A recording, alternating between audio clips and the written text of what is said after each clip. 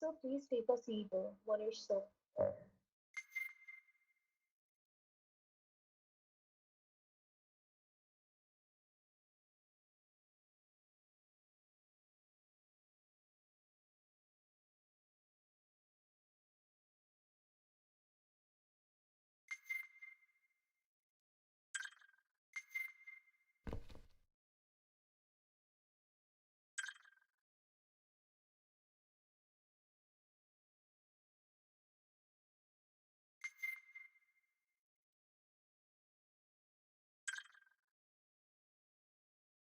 One minute, we have Dr. Mukhopadhyay from Army Institute, uh, eh, Army Institute of Management, isn't it? Isn't it, Dr. Mukhopadhyay? Yes, please. Yes, yes. Yeah. So he can give a little bit of light in this management colleges and all this, and and I hope I discuss with everyone, and I'm just giving it to Eddie in Eddie's able hand. I hope you can discuss and come to a conclusion. Exactly, we have from different part of the globe also people, and all are from the Education Institute. So Eddie can control it very comfortably. Good The entire afternoon, thing. Dr. Mukherjee, Yep. Dr. Shantanu. Oh, Dr. Shantanu is there.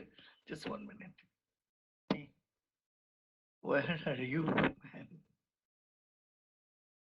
Acha, this one just beside me. Okay. Okay, fantastic.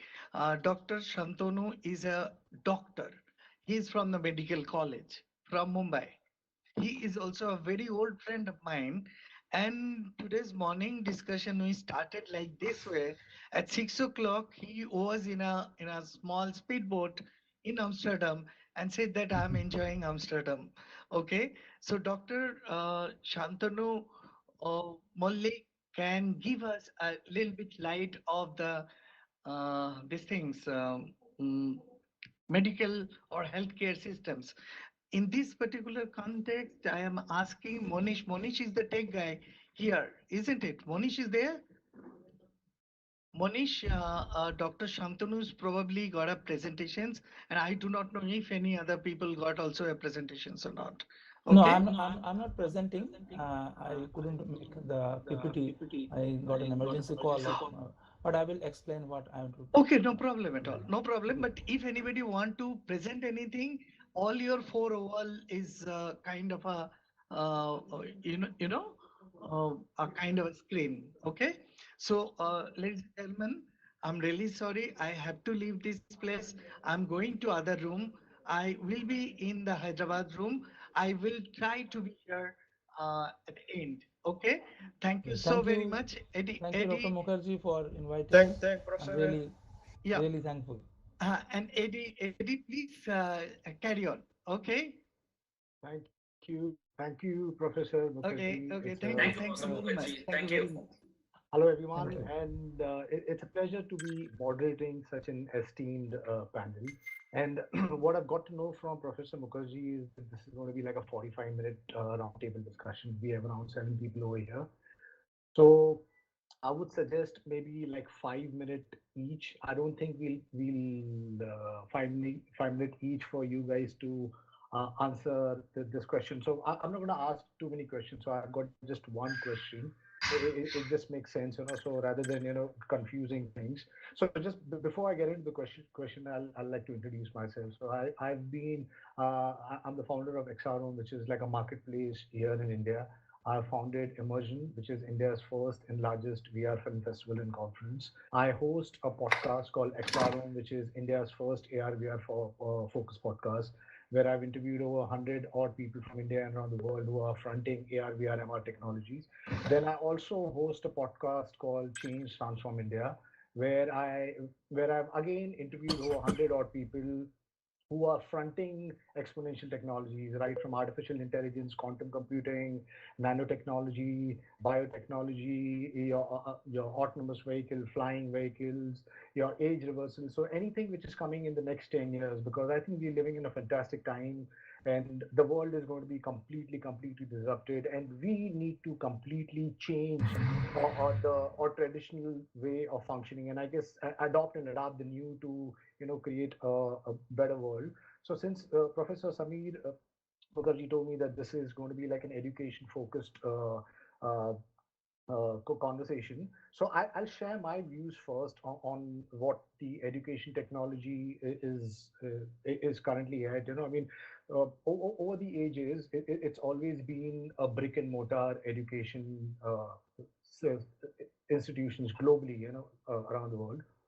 But then edtech came in, and these startups uh, almost like disrupted the traditional education system, by offering things anytime, anywhere.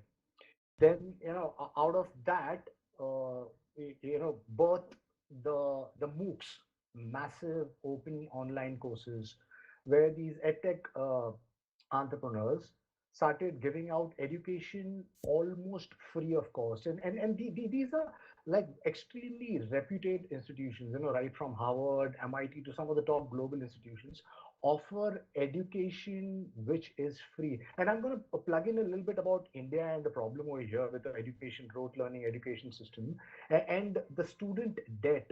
We currently have 84,965 student debt in India, and out of which 8,206 to 8,263 crore is non-performing assets. So there is something definitely where we'll be doing wrong with the education systems, because the brick and mortar education systems are getting growingly becoming more and more expensive, wherein the edtech is becoming cheaper. They are innovating, they are leveraging technology, and so there is this massive change or shift which is happening. I should point out a couple of innovations which have caught my attention. One is Lambda. Lambda happens to be a coding school out of USA. So what they do is they've got a very unique model. They do not charge their students whatsoever. So anybody and everybody who wants to learn coding can learn coding from them free. But their model is like a lifelong partnership. They charge a percentage only and only when the student graduates from the school. And I missed out. They actually they make sure that they are placed in a company, and only when the salary is at a certain level, they take a percentage. So I guess that the future of the education demands us as an education institute to engage with students in a lifelong model, catch hold, handhold them to to creating a better future. And then obviously, I mean, Elon Musk realized that there's a problem with the education institute, and that's the reason we founded Ad Astra, which right now I think is called Ad Nova. And I must also point out there's this fantastic education institute in Canada called the Knowledge Society, founded by two brothers, Navid and Nadeem Nathu. they are doing some fantastic things because they are really looking at the future. So, the entire curriculum is, right from artificial intelligence, quantum computing, AR, VR, MR, synthetic biology, and so on and so forth. And I've been invested in AR, VR, MR. So I feel that the future of education is going to be experiential learning, and it could completely democratize education. Because the ones who sit out of the cities and urban areas have the privilege for a quality education, but there are so many who are sitting out in the rural tier 3, tier 4 cities who do not have the access to quality education. So my first and the only question, which is I'm going to be summarizing into three parts, and maybe, so the first part of it is, what innovations in education has caught your attention? That's the first part. uh, is the brick and mortar education institute gradually or slowly going to transition into anytime, anywhere education, which is going to be leveraged by technology? And what are you or your institution doing to chart the future of education? So maybe we can start with Dr. Shantanu Malik. Yeah, good afternoon, everybody. Thank you again for inviting me. So I am basically a doctor, practicing as well as I am into teaching medical students. So whenever I connected with Dr. Mukherjee, so I was really interested. I'm always interested in newer things. Particularly, I love teaching. So that's why I thought in medical students, it can be implemented very nicely. Particularly in the last 1.5 year, I have seen due to this COVID period, online classes. So there, VR technology, particularly in the MBBS students, where I am, because I am focusing particularly in the MBBS students, VDA students, or the medical students, where we can teach the cadavers, where we can teach the all medical practical things through this VR technology. So in that way, it will be a great help.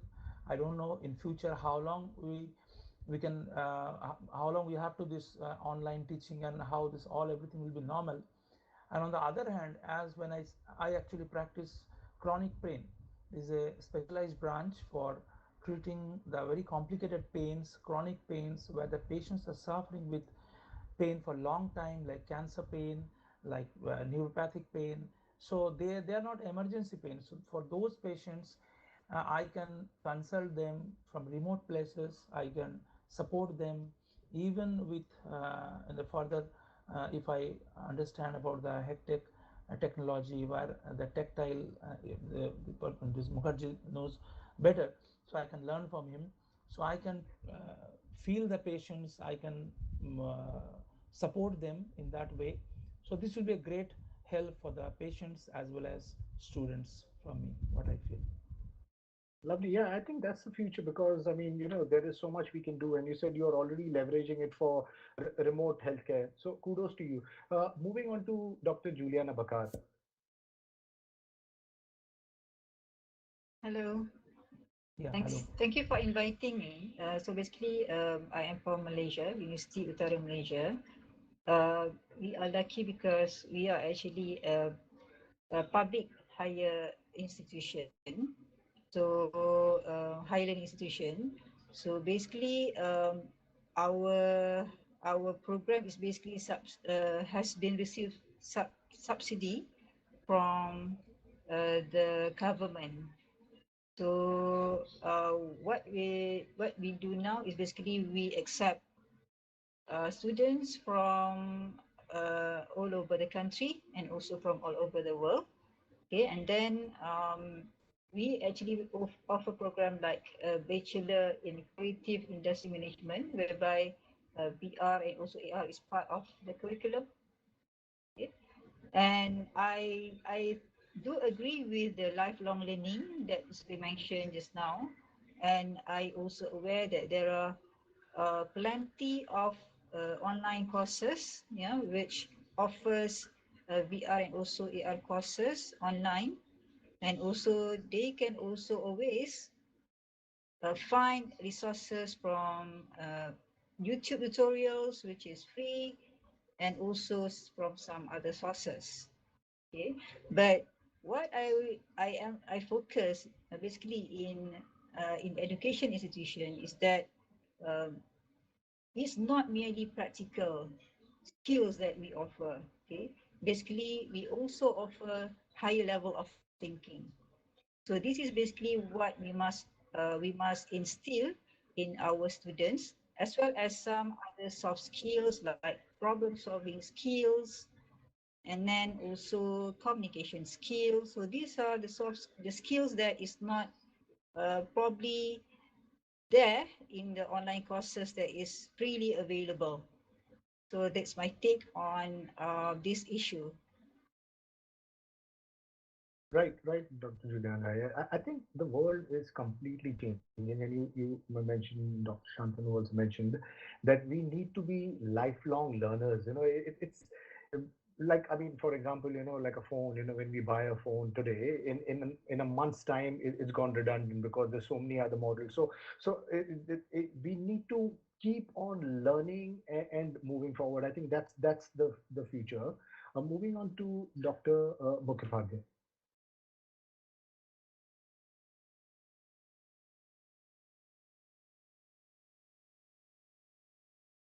Dr. Mukherjee. Yeah. Sorry. Um, Good afternoon to all of you. I'm very happy to be here midst of all of you. I'm very happy listening to the previous speakers.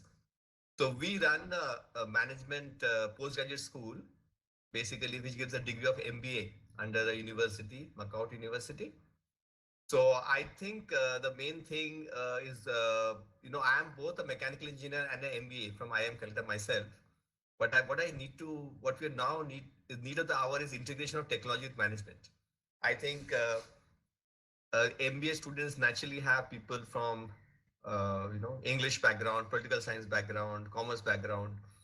But ultimately, it is very, very important now that to understand and appreciate technology and how to use technology. And like what I feel, this AR VR is so important. That, for example, if someone, let's say, is specializing in marketing. Previously, marketing was thought more as a sales job and more as distribution. You have to go to the field.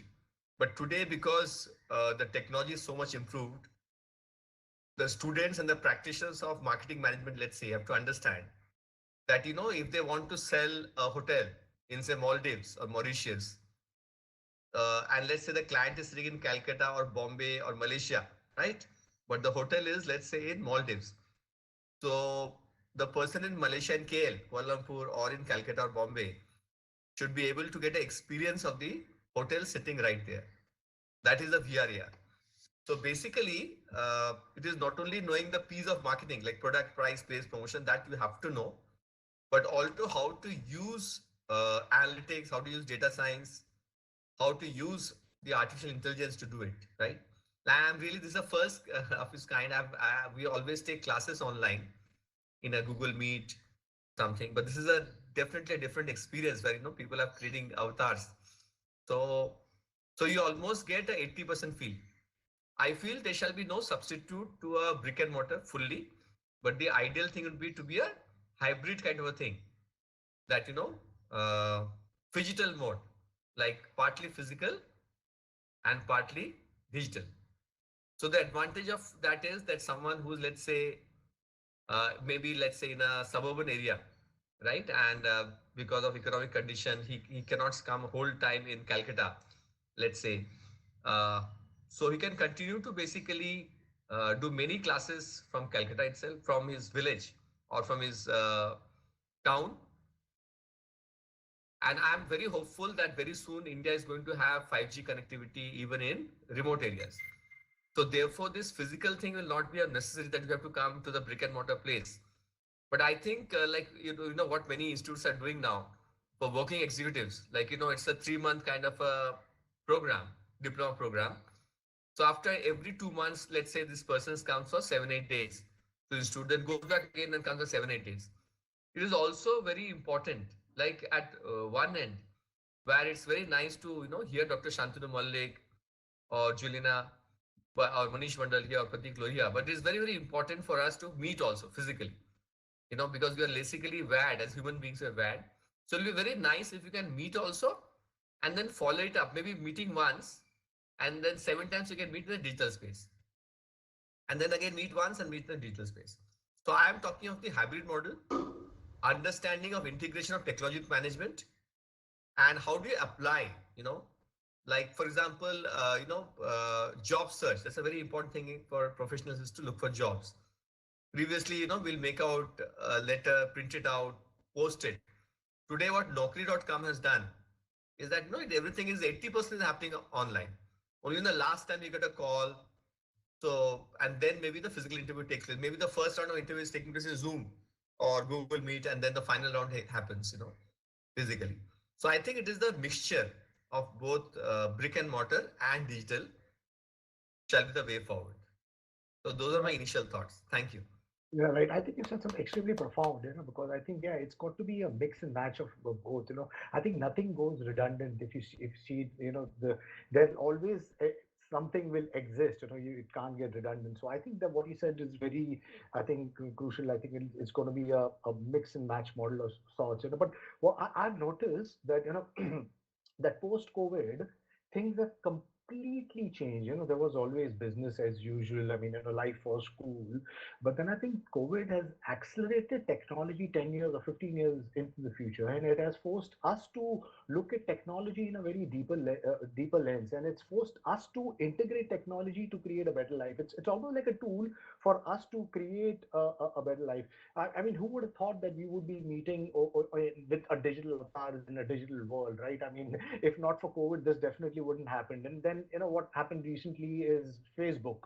Mark Zuckerberg has announced that he is changing from being a social network company to a metaverse company. What that means is that what they are working on is digitizing the physical world of sorts, and it's not just Facebook. There's Microsoft, there's Epic, there's Roblox, and some of this the best startups from around the world are working on that model. And I'm sure there'll be like a model where it's like a merging of sorts, where it'll be physical and digital, and where the students can leverage teachers from around the world and create better innovations. Moving on to Rizanor Chimot. Thank you for inviting me. Actually, I'm coming from the same school with Dr. Julaina. For us, actually, we are teaching students in creative industry, management, and performing arts.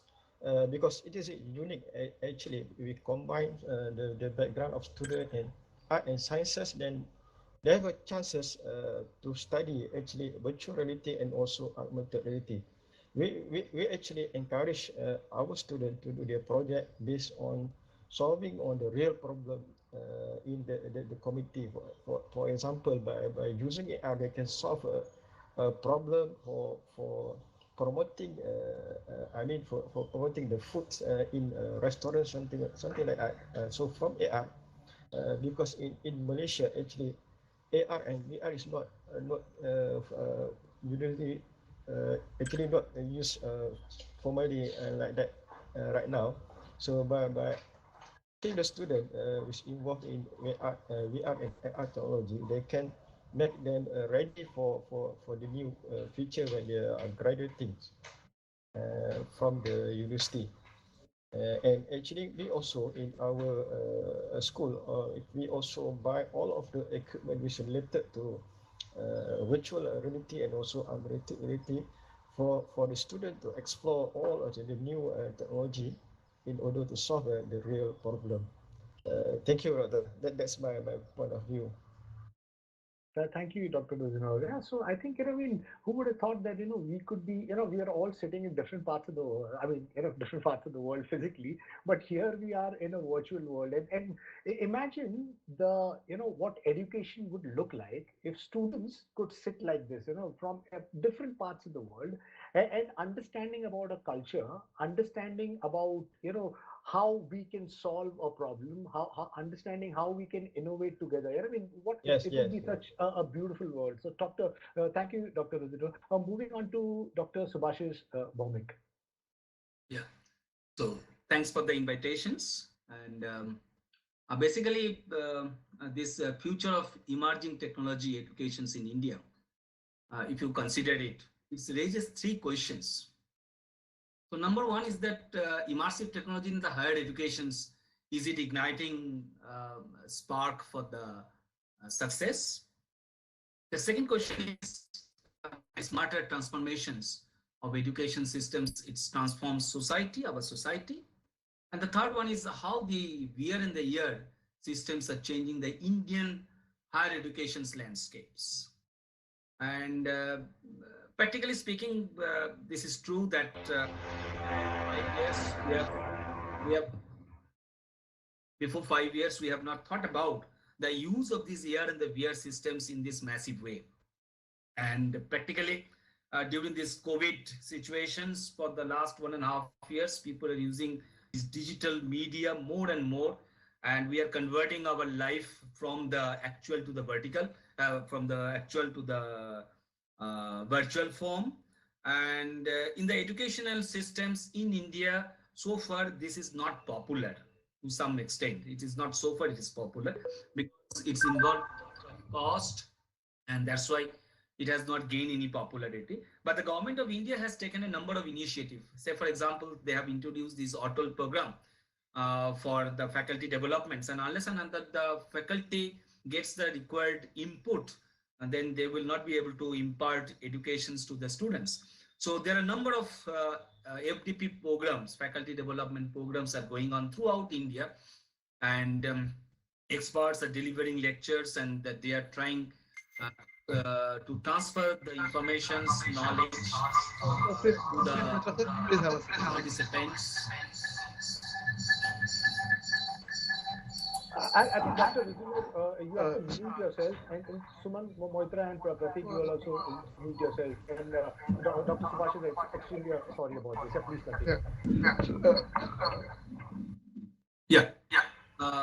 So from that respect, we can say that this technology is new in Indian culture, and previously we have not thought about this technology, say for the teaching purposes, the conventional teaching, and for the laboratory, conducting the laboratory. Now, under this pandemic situations, each and every faculty member is facing the problems how to conduct the laboratory classes. And we are taking the initiatives and requesting all the faculty members to take care of this virtual reality and the augmented reality for development of the laboratory setups. We are also giving high-end training to the participants, to the students, so that they can become eligible for getting a good job in the industry. Thank you. Thank you, Dr. Subhashis. Yeah, so yes, I think it is a very nascent stage at this point in time. You know, AR, VR, MR. It's still, Suman Moitra, I think you'll have to mute yourself. Suman Moitra? Hello? Yeah. So the AR, VR, obviously, it's an extremely nascent stage at this point in time. But then there is some great movement happening around the world. There is America, which has always been leading with technology, you know, because their natural inclination towards, investing in technology and leveraging the future.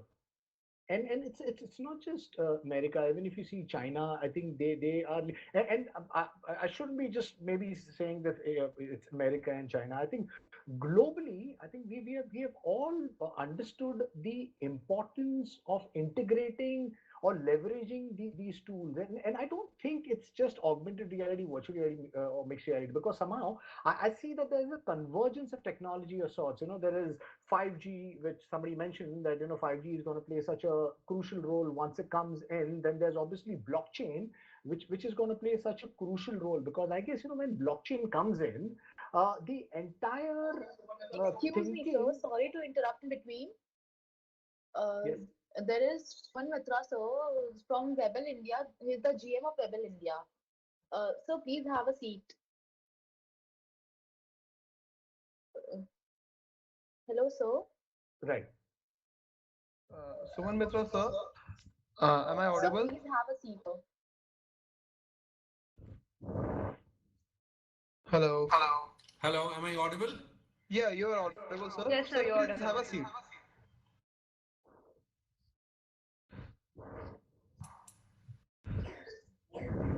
Perfect. I think that should be good. I Yeah, think Shubham Mr. Mitra, sir, Moitra, I please think have you a need to seat, just sir. mute You are yourself audible. because you're not muted yourself. It's looping. The audio is looping. Pratik, help me to sit. Yes, sir. Sir, Yes, sir, you can click click on the any one of chair. the chairs. Left click. Yes, sir. Yes, sir. Perfect, sir. There is Eddie, sir. There's Subhasis Bhaumik, sir. Juliana, ma'am, from Reznor, sir. Dr. J. Mukhopadhyay, sir. And Dr. Uh, Subhasis Malik. And here is Suman Mitra, sir, the GM of Webel India. Lovely. Mr. Moitra, I think you just need to mute yourself because since you're not muted, the audio is looping. Hello. Yes, you'll have to just mute yourself. The mic is on. Yeah, thank you. Really appreciate this. So, yeah, thank you for joining in, Mr. Moitra. Yeah, so, we've been having an engaging discussion on the where the AR/VR ecosystem is going when it comes to education, and it's not just AR/VR, how we can leverage the other technologies or integrate it into our education system to create a better education system and sort of democratize it in some ways. So I had asked the panelists the questions, like one question which was all, bunched into, three questions, but I kind of shoved it into one question is like the innovations in the education which has caught your attention. Do you see brick and mortar transitioning to your online digital AR/VR MR education? And what are you or your institution doing to chart the future of the education? So, Mr. Moitra, you can answer that.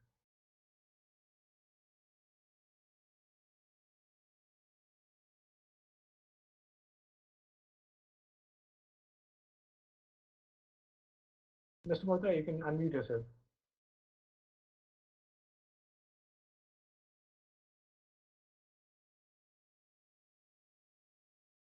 Seems like a technology problem.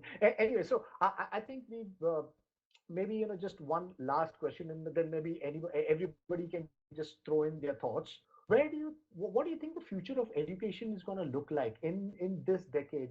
What is it that education institutes, teachers, students should look out for? And we will start from Dr. Shantanu.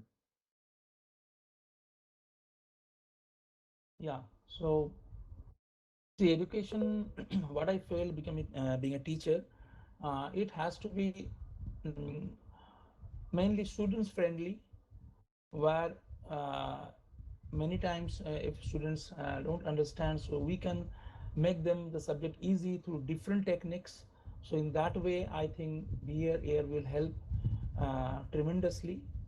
So that I feel. Thank you. Dr. Juliana, thoughts? Hi. Okay. So I imagine that the future of education will be. Sir, please have a Um, seat, sir. Hello. Okay. I imagine the future of education would be very, very challenging, especially to educators. While we have these various Please take a seat. sources, various platform available, we as educators must have have hands ready to basically learn new things.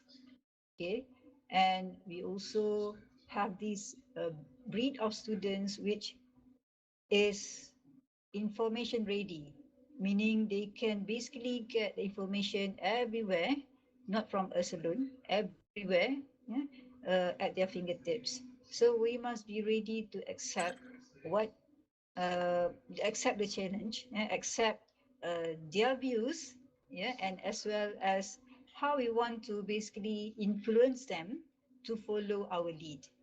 Yeah, so this is what future education that I imagine And in order to do so, we as educators must be very, very flexible, very, very friendly to the students, and also we have to change our mindset, not to give lecture, but we actually facilitate them to learn and always learn.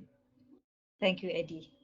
Thank you. I thought that was brilliant because I guess the relationship between a student and a teacher or institute is changing, and we need to be cognizant of that because there is so much content available on the net, and there are these short form contents which is excellent. So the experience of a learning needs to completely change. Like you rightfully pointed out, I think there has to be we need the students, the educators, the institutes need to be up for the challenge and create some kind of a relationship with the students where you create content or education which is transformational for the student, where it makes their life better, and I think that would be like a win-win for everyone. Dr. Mukhopadhyay, your views. So, Yes, I'm this just very Buddev happy. Chakraborty is here. Is the CEO of Muzaffarpur Smart City Limited. So please have a seat, sir.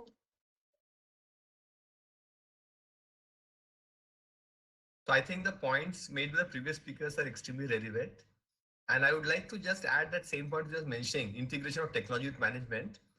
One thing which will be extremely fruitful for the students is that, sometimes when they go through a brick and mortar 1 hour, 1.5 hours class, sometimes they are shy. And if they miss out some point, it's not possible for them to again get back there. But now because we are recording the lectures and putting it up in the Google Classroom, for example, so the students can go through those lectures again and again. That's a very big advantage. And as I was telling that, to explain a concept of some distribution or warehousing, or, how exactly the supply chain is happening or marketing is happening, today you can use AR, VR extensively to help them to make the students understand that. And but I said, there is no substitute for 100% physical class. After let's say 5 or say in 1 month, say 1 week, we should have physical classes, and 3 months we could have technology classes, digital classes. That's my view. Thank you. Yeah, thank you. Really appreciate this. Yes, and I think rightfully pointed out that I mean, while you are educating, you're creating that content and you're putting it onto the internet, sorts of democratizes education because then anybody and everybody at a given point of time can view that content and learn. Dr. Ruzino, your views. Sorry, I mute. Thank you, Dr. Mr. Eddie. Actually, that is the things that what I did is my student actually.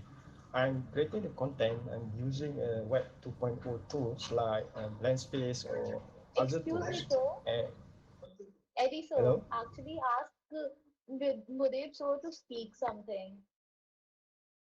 Okay. Go on. I'm so very sure. Could you repeat that, please?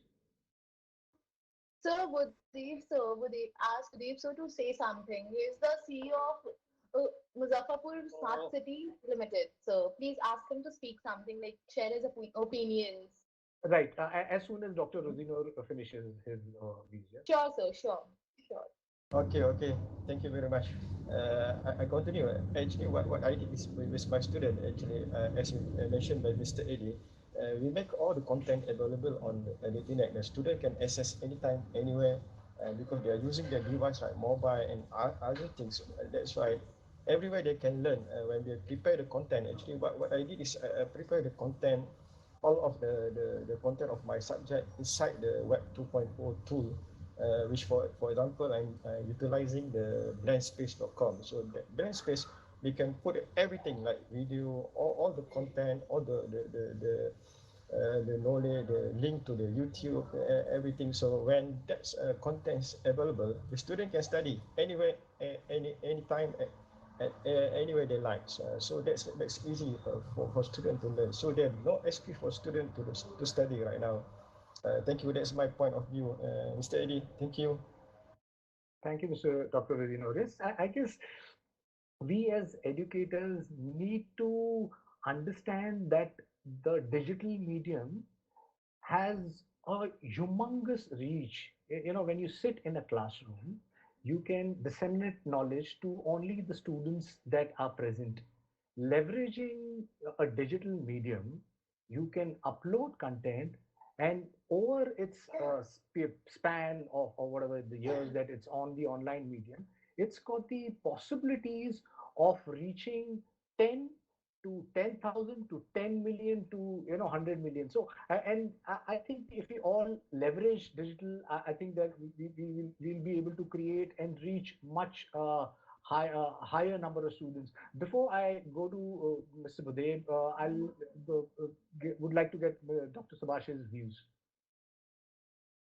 Yeah. Now the demand is basically to provide immersive, personalized, and flexible learning environment, and which will give the educators and the learners the ability to collaborate seamlessly and securely, and no matter where they are located. So this is the basic objective of or the demand, we can say, in the directions of AR and the VR. And India, being a emerging market, it has an emerging market, and will increasingly it will adopt this new age technology so as to upscale the Indian higher education scenarios. And innovations in the immersive technology domain, rising demand for the personalized learning experiences, along with the increasing use of connected devices in the education systems. So basically, these are the driving forces or the factors which majorly contributing the future growth of AR and the VR in the Indian scenario. Thank you. Thank you, Dr. Subhashis. Yeah, I think you summarized it brilliantly. Moving on to Mr. Budev. So Budev, we were asking this question that what is the future of education going to look like? Because there are so many things which is happening.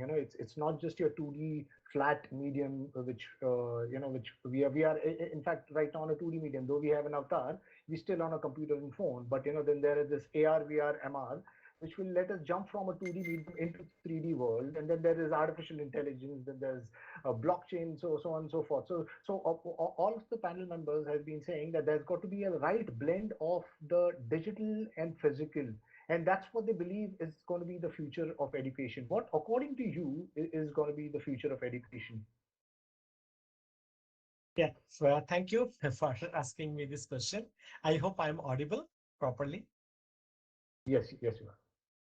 Yeah. So, Steve, I was just thinking from the smart city point of view, and we were always saying that, education and health, these two are the most important part of any smart city because we have to make the people smart. Now, if you see from the education point of view and the role of AR, VR or XR, you can say in the in education, the first thing we have to actually do is that we have to make our classrooms as a smart classroom. Because at present, most of the schools and colleges, you don't have the facility of actually creating the classroom smart and, make the systems or make the systems or the content ready for them. So when from the beginning, from the school time, people are not attached or not linked with the new concepts, whether it's artificial intelligence or VRAR, they don't understand actually that after becoming adult, they need to learn something like that. Because see that the seed comes from the beginning. So that is why if you see that very few people are working in this field, even though AI has come in a big way, and a lot of people are working on AI. But if you go through them, you will see that they are only working on a very few problems within AI. They are not actually going ahead in the innovative manner and trying to develop a lot of things. So my suggestion is that that some concept of technology and some concept of AR VR should be taught, or they should be associated with. If it is not as a teaching, it can be in association with from that beginning, at least from the 8th standard. And also some courses, very small short courses on AR VR, so that they get that you know interest on this field, and so that they can go ahead and finally they will be working on it. So that is one way I can say that you can bring interest on AR VR, and students will go into it. And second thing is that the content. So it is not only the content for AR VR, is also the content in AR VR for other subjects. Like for example, for healthcare, I think that the medical educations can become much better if we can actually put AR VR into their curriculum or into their contents. Thank you, Okay, Mr. that's from my side. Thank you, Mr. Uday. So I think, yeah, you rightfully pointed out, we need to, that the problem with AR, VR, MR is, it's not just AR, VR, MR. I think any technology for anyone and everyone gets extremely overwhelming. How, Yes. when we started with phones and maybe like 20-25 years back, right now it's become an integral part of us. So right now we don't really think of it as a technology, though there is artificial intelligence in your phone, but we don't think it of as a technology. Hopefully, maybe in 10 years, we won't call it as a technology, because it gets so blended and integrated into our education systems that we won't get overwhelmed, and it will be just a part of how we learn, play, and things like that. So yeah, thank you for sharing your views. Mr. Moitra, would you like to share your views on where the future of education is going to go? Hello. Thank you for giving the opportunity. See, basically, as per the understanding of the implementation of smart city initiatives in India, my thought is that VR is mostly applicable for the design, and in the term of the sales, we call the pre-sales. When you design the city, we wanted to visualize how it looks, how the citizens are getting benefited out of the smartness of the city.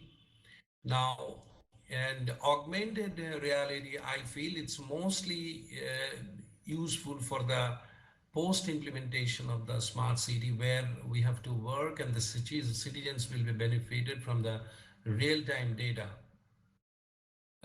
In VR, what I feel that when you design a smart city, we generally try to make a floor of the city, to make the structural engineers understand how it looks, what are the sensors, cameras, and actuators, how they will be connected in the new infrastructure on the new structures. And city planners also effectively can check whether the built model fits to the existing infrastructure and constraints and the space, This is how the VR may be utilized for the design point of view of the smart city. And there are few applications which also can be used from the air, is that the police applications. We are, as an implementing agent of smart city initiatives, we have already completed few projects where the real-time data of the surveillance are being used, analyzed on by the police department, and that's all from my end. Thank you, Mr. Moitra, for sharing your views. Yes, I guess AR, VR, MR has got so many use cases. It's not just in the education or the healthcare. It's across smart city, defense, and the list is pretty much endless. Because I guess world over, I think some of the smartest startups and enterprises are leveraging AR, VR, MR. So thank you to all of the wonderful panelists. Really appreciate you sharing your insight. I just wish that there was more representation of students and families, as in mothers, because I think they are the ones who take the call, where the children would go. So I wish that there was more representation over here, because I guess this information needs to go out to a larger people. I mean, more people need to understand that we are in a fantastic transition of technology of sorts, and technology is going to play a huge role for us to create better, ways to educate ourselves for products and services and solutions. So thank you. Really appreciate you guys sharing your insight. And yeah, thanks a lot. Thank you. Yeah, Thank you. Mr. Eddie, can we have a photo shoot session? I don't know how it's gonna be, but yeah. Let me talk a little bit. Yeah. Let me give the Thanksgiving and all this. Okay. Thank you, Eddie, for. Can Eddie hear me? Can everyone hear me? Yes, yes. Yeah. Yes, yes. Yeah. Thank you, Eddie, to manage the entire thing in a very good way. Okay. And probably Dr. Shantanu Mullik also explained very important issues of medical healthcare and all this in VR air and all. Dr. Shubhashish Bhaumik, I do not know because of in between I have to go out to search people and all this. I am absolutely in a very complicated dilemma for last couple of minutes. However, thank you, Dr. Shubhashish Bhaumik, Yeah, also. it's a nice experience for all of us. Yeah. Dr. Rujinur from Malaysia, it is something for us that you are from the Malaysia and you are here. Thank you so very much. Professor J.N. Mukhopadhyay from the Army Institute. Thank you very much, sir. I also miss your talk also.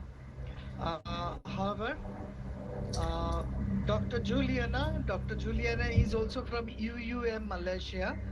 Uh, Probably I missed Dr. Juliana also, but I'm assuring you, I am a member of this VRAR VR Days, Amsterdam, and whenever we do this kind of program, we will definitely ask you once again. Okay, and at last, let me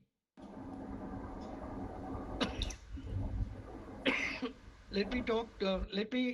Thanks to Mr. Shumon Maitro and Mr. Bhudev Chakravarti, though they joined late, but what's the problem?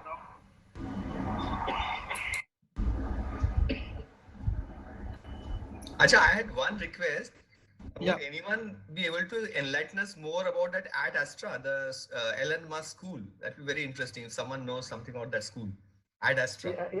Yeah, so Ad Astra was founded by Elon Musk, and Joshua Dan is the CEO. So Joshua Dan has moved from Ad Astra, and he started his own unit. So yeah, and I think besides Ad Astra, if you're looking at something extremely unique, you need to check out the Knowledge Society. This is a Canada-based organization. It's fronted by two brothers, Nadim and Natu.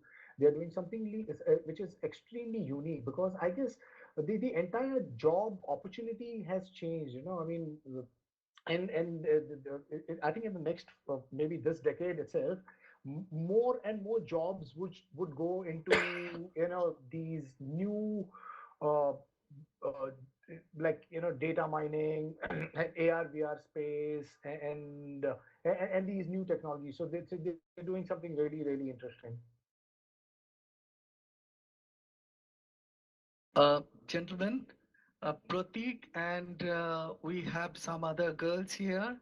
They will show you the entire space. This is a very huge space and you will love the entire thing. Please follow them and they will take you to a very interesting part of the entire space. Okay. Thank you so very much. And Yeah, thank you so much, Dr. Mukherjee, Thank for you, Thank everyone. you, coming Dr. in the, Mukherjee. Yes, and thank you, even the whole everybody. ARVR team. Yeah, So for thank you arranging for such great and enlightening us with the modern things, really is amazing.